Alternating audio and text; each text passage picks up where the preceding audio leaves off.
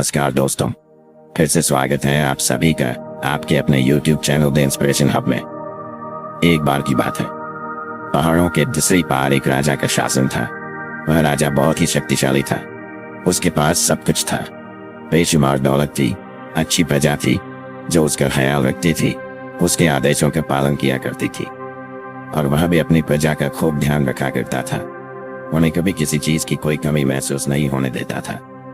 कहने को तो राजा के पास सब कुछ था, किसी चीज की कोई कमी नहीं थी, लेकिन उसका मन कभी किसी एक काम पर नहीं टिक पाता था। वह जब भी किसी भी चीज को करने का प्रयास करता तो उसका ध्यान कहीं भटक जाता है। इस चीज को लेकर वह बहुत चिंतित रहता था। कई बार वह अपने बगल के राज्य के राजाओं से भी मिला था और सभी ने उसे अलग अलग राय दी। सभी ने उस राजा को अलग अलग तरीके बताए। जो भी तरीके उस राजा ने सुने थे, उन तरीकों को अपने जीवन में उतारा, लेकिन उन उपायों से उसे कोई लाभ न मिला, जिसके कारण वह हमेशा चिंतित रहता, परेशान रहता। कई बार तो रातों को उसे नींद भी नहीं आती थी और केवल करवटें बदलता रहता। एक दिन राजा के कानों तक एक बात पहुंची कि उसके राज्य में एक ऐसा साधारण व्यक्ति है जिसके शब्द अनमोल है, जीवन का रहस्य छुपा है, जीवन का सत्य छुपा है, और उस व्यक्ति से मिलने के लिए लोग दूर दूर से आते हैं, क्योंकि हर व्यक्ति की समस्या का समाधान वह बहुत ही सरलता और आसानी से करता है। ये बात सुनकर राजा बहुत प्रसन्न हुआ। उसे लगा कि अब उसके सवालों का जवाब उसे मिल जाएगा। इतनी तारीफ सुनकर राजा ने यह तय किया कि वह तुरंत ही जाकर उस व्यक्ति से मिलेंगे, और उसे यह भी पता चल जाएगा कि जो लोग उनकी इतनी तारीफ कर रहे हैं, क्या वह सच है या नहीं। अगले दिन सुबह सुबह वह राजा उस व्यक्ति से मिलने के लिए निकल गया। रास्ता कुछ ज्यादा ही लंबा था, जिस कारण राजा ने बीच रास्ते में आराम किया। वहां पर उपस्थित हर कोई उस व्यक्ति के बारे में जानता था। जब राजा ने उनसे उस व्यक्ति के बारे में पूछा तो वे लोग उस साधारण व्यक्ति की खूब तारीफ कर रहे थे। तभी राजा ने सोचा कि लगता है यह व्यक्ति बहुत बुद्धिमान है, बहुत ज्ञानी होगा और प्रभावशाली व्यक्ति होगा, अन्यथा हर कोई उसकी इतनी तारीफ नहीं करता। जरूर ही उस व्यक्ति में ऐसी कोई बात होगी जिसके कारण हर कोई उन्हें जानता है और उनकी तारीफ कर रहा है। उस व्यक्ति की तारीफ सुनकर राजा के मन में उससे मिलने की उत्सुकता और अधिक बढ़ गई। अब वह राजा जल्द से जल्द उस व्यक्ति से मिलना चाहता था, जिसके कारण वह आगे का सफर तय करना शुरू कर देता है। जैसे जैसे वह राजा उस व्यक्ति के आश्रम पहुंचता है, आश्रम में उसे कोई नजर नहीं आता। आश्रम के पीछे एक छोटा सा बगीचा था। जब राजा वहां पहुंचता है तो उसने देखा कि एक माली बगीचे में काम कर रहा है। उसका पूरा शरीर मिट्टी से लटपट है, पैरों में कोई चप्पल नहीं है। इसको देखकर राजा ने माली से कहा, सुनिए महोदय, इस आश्रम के गुरु कहाँ है? मैं उनसे मिलने आया हूँ। इस पर वह माली जवाब देते हुए कहता है, श्रीमान आप अंदर बैठिए, मैं उन्हें बुलाता हूँ, वे जल्दी ही आपसे मिलेंगे। बात सुनकर राजा अंदर कुटिया में जाकर बैठ गया और उसके आश्रम में आने का इंतजार करने लगा। कुछ देर प्रतीक्षा करने के बाद जब असाधारण व्यक्ति उस राजा के सामने पहुंचा, उसने देखा कि यह तो वही व्यक्ति है जो बगीचे में काम कर रहा था। राजा ने उन्हें नमस्कार किया और बहुत हैरानी से कहा, अरे आप तो वही माली है जो बाहर बगीचे में काम कर रहे थे, लेकिन अब की बार तो माली एक बौद्ध भिक्षु के रूप में आया था। तभी बौद्ध भिक्षु राजा से कहते हैं, सम्राट मेरा मजाक माफ कीजिए, मैं बगीचे में छोटा सा काम कर रहा था। मैं यहाँ का मालिक हूँ और मैं ही वह असाधारण व्यक्ति हूँ जिससे आप यहाँ इतनी दूर मिलने आए हैं। कृपया करके अपने आने का कारण बताएं। इस पर राजा उन बौद्ध भिक्षु से कहते हैं, है महाराज, मैंने सुना है कि आप जैसा व्यक्ति इस पूरे राज्य में नहीं है। मैंने आपकी तारीफ सुनी है, मैंने आपके बारे में कई सारी अच्छी बातें सुनी है।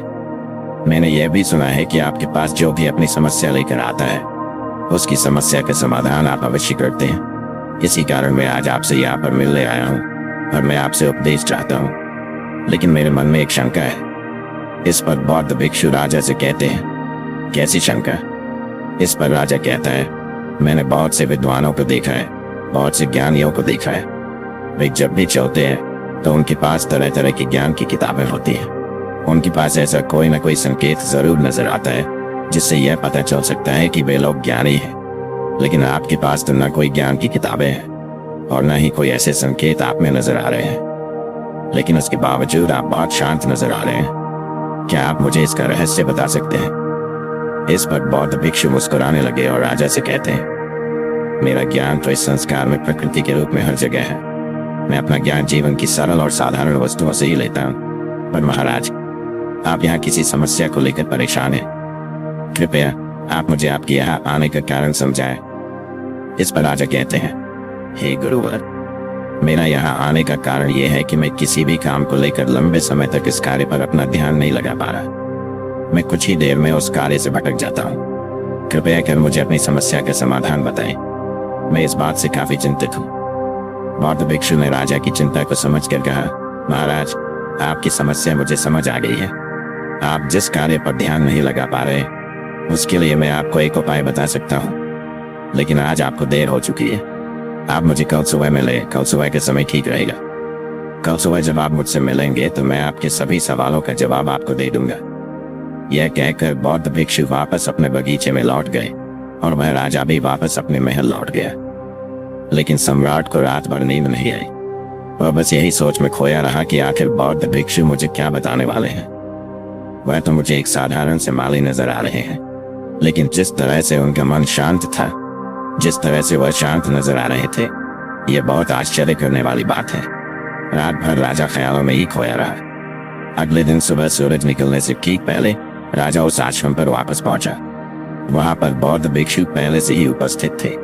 जैसे ही सम्राट वहां पहुंचा, उन बौद्ध भिक्षु ने एक पानी का छोटा सा जग उस सम्राट के हाथ में थमाते हुए कहा, इसे लीजिए और पौधों पर धीरे धीरे पानी डालिए। यह आपके सामने पूरे 15 पौधे हैं। इन सभी पर आपको इसी प्रकार पानी डालते चलना है। लेकिन जब आप इस क्रिया को कर रहे होंगे तो उस वक्त मेरी एक बात का अवश्य ध्यान रखेंगे कि आपको इस दौरान कुछ और नहीं करना है, न कुछ सोचना है और न ही कहीं आपका ध्यान भटकना चाहिए। आप जब इन पौधों को पानी दे रहे होंगे तो आपका पूरा ध्यान केवल इन पौधों पर ही होना चाहिए। यदि इस बीच आपके मन में कोई विचार आए तो वहीं पर रुक जाएगा और फिर दोबारा से पहले पौधे से पानी डालना शुरू कीजिए। और जब आप मेरी बात मानकर किसी प्रकार इन सभी 15 पौधों को पानी दे देंगे, तब आप मेरे पास आइएगा। मैं आपके सभी सवालों का जवाब आपको दे दूंगा। राजा ने आज तक ऐसा कोई काम नहीं किया था और उसे यह काम बहुत छोटा सा लग रहा था। राजा पहली बार ऐसा कोई काम करने जा रहा था। उसने पानी की जग से पहले पौधे पर बहुत ही ध्यानपूर्वक पानी दिया और फिर दूसरे पौधे की ओर आगे गया। दूसरे पौधे पर भी उसने ध्यानपूर्वक पानी दिया। फिर उसने तीसरे पौधे पर पानी देना शुरू किया ही था कि उसके मन में तरह तरह के विचार उत्पन्न होने लगे। उसे अपने महल का बगीचा याद आने लगा, जहाँ पर तरह तरह के फूल थे, तरह तरह के पौधे लगे हुए थे। तभी अचानक उस राजा को बौद्ध भिक्षु की बात याद आ गई कि यदि मन में कोई भी विचार उत्पन्न हो तो उसे फिर से पहले पौधे से पानी देना शुरू करना होगा। राजा तुरंत ही पहले पौधे के पास वापस पहुंचा और उसने फिर से पहले पौधे को पानी दिया। दूसरे पौधे को उसने फिर से ध्यानपूर्वक पानी दिया। जैसे ही वह तीसरे पौधे पर पहुंचा, उसके मन में फिर से कई तरह के विचार उत्पन्न होने लगे। अब की बार यह सोच रहा था, पता नहीं मेरे बिना मेरे साम्राज्य में क्या हो रहा होगा। और अब की बार राजा को बहुत क्रोध आने लगा। मैंने सोचा कि आखिर मैं ये छोटा सा कार्य क्यों नहीं कर पा रहा हूँ। वह तुरंत ही फिर से पहले पौधे के पास पहुंचा। उसने अब की बार बहुत ध्यानपूर्वक पहले पौधे को पानी दिया, दूसरे पौधे को भी ध्यानपूर्वक पानी दिया। ऐसे करते करते अब की बार राजा करीबन 5 पौधों में बहुत ही ध्यानपूर्वक पानी दे चुका था। लेकिन अब जैसे ही उसने 7वें पौधे पर पानी देना शुरू किया, उस पानी को देखकर राजा के मन में नदी के विचार उत्पन्न होने लगे। सम्राट अब बहुत परेशान हो चुका था। जितनी बार वह पौधों को पानी देने का प्रयास करता है, हर बार वह असफल हो जाता है। उसका मन उतना ही ज्यादा उदास होता जाता है और वह खुद पर क्रोधित हो जाता है। राजा ये बात बहुत अच्छी तरह से जानता था कि भिक्षु उसकी परीक्षा ले रहे हैं। वह बहुत बुद्धिमान था, इस कारण उसने उन बौद्ध भिक्षु के सभी नियमों का पालन करना जरूरी समझा। राजा जितनी बार भी कोशिश करता है, हर बार वह असफल हो जाता। उसका मन उतना ही ज्यादा व्याकुल होता जाता। हमेशा खुद को किसी न किसी विचार में उलझा हुआ पता है। ऐसे ही करते करते सुबह से शाम का वक्त हो चुका था, लेकिन अब तक वह सम्राट पूरे 15 पौधों में पानी नहीं दे पाया था। जब बौद्ध भिक्षु लौटकर शाम को वापस आश्रम लौटे तो उन्होंने देखा कि वह राजा थक हार कर बैठा हुआ है और तरह तरह की बातों में उलझा हुआ है। तभी बौद्ध भिक्षु राजा के पास पहुंचे और कहने लगे, राजन, मैं तुम्हारी ईमानदारी से बहुत खुश हूँ। तुमने अपने कार्य को पूरे मन और लगन के साथ करने का पूरा प्रयास किया। इसलिए जो बात मैं तुम्हें बताने जा रहा हूँ, उसे बहुत ही ध्यानपूर्वक सुनना और समझने का प्रयास करना। जब हमारा मन विचारों से खाली हो जाता है तब उसमें मन का असली स्वरूप नजर आता है। तब साधारण से साधारण सा काम भी हमें ज्ञान और शांति देता है। इस पर राजा उन बौद्ध भिक्षु से कहता है, महाराज, पर यह कैसे संभव है? मैं तो जब भी कोई कार्य करता हूँ तो मन में कई तरह के विचार उत्पन्न होते हैं और मैं उन विचारों में फंस कर रह जाता हूँ और वहां से बाहर निकलने का कोई रास्ता मुझे नजर नहीं आता। तभी बौद्ध भिक्षु मुस्कुराने लगे और राजा से कहते हैं, तुम पौधों में पानी नहीं डाल रहे थे, तुम तो जल्दी जल्दी अपने इस कार्य को बस खत्म करना चाहते थे। तुम्हारे मन में तो यह विचार उत्पन्न हो रहा था कि तुम जल्दी से जल्दी इन 15 पौधों में पानी दे दो और उसके बाद तुम मुझसे मिल सको और अपने प्रश्नों का उत्तर जान सको। किसी कारणवश यह कार्य तुम्हें बोझ सा प्रतीत हो रहा था, मानो मैंने तुम्हारे कंधों पर एक बोझ रख दिया हो, और यही कारण है कि तुम अपने आप को इस पल में रोक नहीं पाए। जब हमारे सामने रखा हुआ कार्य बोझ लगता है तो हम उसे बस जैसे तैसे खत्म करना चाहते हैं और उस काम को करते समय हम अपना पूरा ध्यान उस कार्य पर नहीं दे पाते। किंतु अगर तुम इस पल के महत्व को समझ पाए, इसके महत्व को महत्व दे पाए और केवल पौधों और पानी पर ध्यान देते, तो तुम्हें कोई भी विचार परेशान नहीं कर पाता। इस पर राजा कहता है, महाराज, मुझे आपकी यह बात समझ में आ रही है कि मैं जल्दी जल्दी इस कार्य को खत्म करके आपसे मिलना चाहता था, जिस कारण मेरा मन इस कार्य में पूरी तरह से नहीं लग सका। लेकिन ये एक पल है जो हम जी रहे हैं। इस पल में रहना बहुत कठिन है। क्या मुझे इसके लिए कोई तपस्या या तप करना होगा? इस पर बौद्ध भिक्षु एक बार फिर मुस्कुराने लगे और राजा से कहते हैं, जिस शांत मन की तलाश तुम कर रहे हो, वह शांत मन तो पहले से ही मौजूद है। वह तो पहले से ही तुम्हारे भीतर है।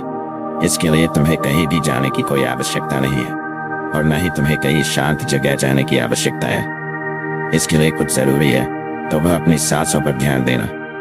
इसलिए अपनी सांसों पर ध्यान देना सीखो।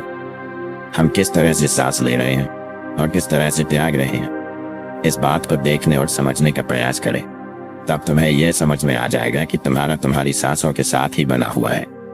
इसके बाद तुम चाहो तो कोई भी कार्य करते वक्त भी अपनी सांसों पर ध्यान दे सकते हो। जब तुम कहीं चल रहे हो, कोई ऐसा कार्य कर रहे हो, तो तुम्हें अपनी सांसों पर ध्यान देना चाहिए, या कोई भी ऐसी क्रिया जो तुम्हें वर्तमान से बांधे रखे। इसका एक और तरीका है, 2-4 मिनट अपने आसपास की प्रकृति पर गौर करो। देखो कि क्या चल रहा है तुम्हारे आसपास। इससे तुम वर्तमान में आ जाओगे। फिर तुम अपने कार्य को जल्दी जल्दी बस यूं ही खत्म नहीं करके उसे पूरे मन से करने का प्रयास करोगे, जिससे तुम्हारा मन एकाग्र होगा। और जब तुम्हारा मन एकाग्र होगा तो तुम चाहे कोई भी कार्य क्यों ना करो, फिर चाहे वह छोटा हो या बड़ा, तुम्हारा मन उसमें पूरी तरह से विलीन हो जाएगा और वह कार्य ही तुम्हें शांति और ज्ञान भी प्रदान करेगा। ऐसे समय पर हमारे मन में किसी प्रकार के कोई विचार उत्पन्न नहीं हो पाते और हमारे भीतर की जो शांति है वह प्रकट होने लगती है। हम उसमें मग्न हो जाते हैं। इससे तुम चाहे तो आनंद कह सकते हो या फिर वर्तमान में जीना कह सकते हो, और यह व्यवस्था सरलता से प्राप्त भी कर सकते हो। बस तुम्हें केवल अभ्यास करना होगा। बौद्ध भिक्षु राजा से कहते हैं, जो मन मुश्किलों में शांत रहता है, मुश्किलों से भागत नहीं है, केवल सचेत रहता है, वह मन हर परेशानी को पार कर सकता है, हर दुविधा से बाहर निकल सकता है। राजा को बौद्ध भिक्षु की यह सारी बातें समझ में आ चुकी थी। उसने उन बौद्ध भिक्षु को प्रणाम किया और वहां से वापस वह अपने राजमहल लौट आया। उसने अपनी सांसों पर ध्यान देना शुरू किया और धीरे धीरे इस निरंतर अभ्यास के कारण वह अपने हर कार्य को ध्यान और मन लगाकर किया करता था, जिससे उसे असीम शांति मिलती थी और वह छोटे छोटे कार्यों से भी ज्ञान प्राप्त कर लेता था। इसलिए दोस्तों, कभी किसी कार्य को बोझ मानकर मत कीजिए, क्योंकि यदि आप उसे बोझ मानेंगे तो जल्दी जल्दी उसे आप अपने ऊपर से उतारने का प्रयास करेंगे, अर्थात उसे जल्दी जल्दी खत्म करने का प्रयास करेंगे। लेकिन इस प्रयास के दौरान आप जो भी कार्य कर रहेंगे वह पूरे मन और लगन से नहीं हो पाएगा, और ऐसे में आप उस कार्य को जो अंजाम देना चाहते हैं, हो सकता है कि आप उसे अंजाम भी ना दे सके, और इसी कारण आपके मन में तनाव भी पैदा हो जाता है। हम चिंतित रहने लगते हैं, परेशान रहने लगते हैं, क्योंकि जो अंजाम हम उस कार्य को देना चाहते थे वह अंजाम हम उस कार्य को ना दे पाते। और हम में से अधिकांश लोग यही गलतियां करते हैं। जब उन्हें कोई कार्य सौंपा जाता है तो वह उस कार्य को करने का प्रयास तो करते हैं, लेकिन वह चाहते हैं कि वह कार्य कितनी जल्दी खत्म हो जाए, और वह उस कार्य को करते वक्त अपने आप को वहां नहीं रख पाते, बल्कि उनका मन तो कहीं और ही भटकता रहता है। जिससे हमारा मन हम पर हावी होने लगता है। हमें तरह तरह के विचार दिखता है और हम उन विचारों में डूबते चले जाते हैं। हम उन विचारों में चले जाते हैं और फिर वहां से हमें निकालने का कोई रास्ता नजर नहीं आता, जिससे हमारे मन में तनाव पैदा होने लगता है।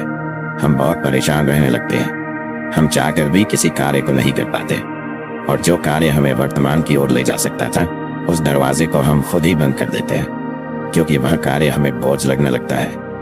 इसलिए जब भी आप कोई कार्य शुरू करना चाहते हैं तो उससे पहले अपना पूरा ध्यान अपनी सांसों पर केंद्रित करें, और फिर आप चाहे तो अपने काम के दौरान भी अपनी सांसों पर अपना ध्यान लगाए रख सकते हैं। और यही सांस का जो ध्यान है, ये आपके काम के ध्यान में परिवर्तित हो जाएगा और इस कार्य में जो भी कठिनाइयां उत्पन्न हो रही है उसे आप पल भर में सुलझा देंगे।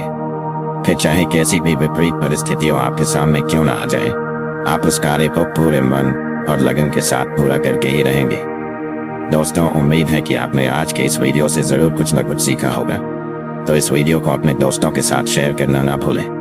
हमें ऐसे ही सपोर्ट करने के लिए चैनल को सब्सक्राइब भी जरूर करें। मिलते हैं एक नए वीडियो के साथ, तब तक के लिए धन्यवाद।